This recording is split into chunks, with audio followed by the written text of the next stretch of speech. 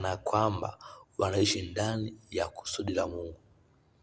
Watu wengi, wanadamu wengi, wanawake wengi, wanaume wengi, vijana wengi, mabinti wengi wamekuwa wakiishi nje ya kusudi la Mungu na wakitarajia matokeo mazuri kana kwamba wanaishi ndani ya kusudi la Mungu.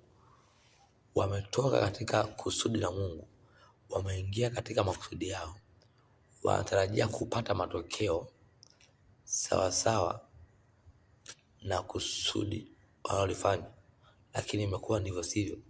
Kwa nini? Kwa nini hivi hivyo? Kwa nini mtu anafanya biashara na hiyo biashara haifiki mbali? Kwa nini mtu anaanzisha mahusiano na mtu fulani?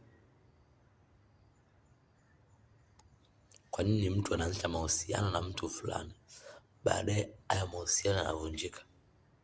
Kwa nini fulani na fulani wanafunga ndoa, baada ya miezi mitatu ndoa inavunjika? Asilimia kubwa ya watu wanaishi nje ya kusudi la Mungu na wanataka wapate matokeo sawa sana mapenzi ya Mungu. Hicho kitu hakifai na hakiwezekani.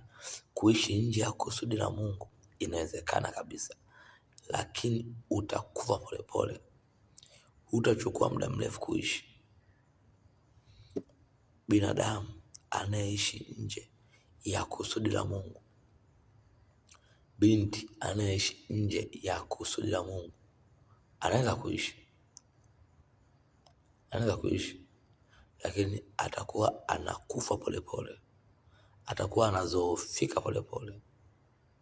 Ni mfano wa samaki kuishi nje ya bahari. Mtu anayeishi nje ya kusudi la Mungu tunamfananisha na samaki aliyetoka ndani ya maji na kuishi nchi kavu.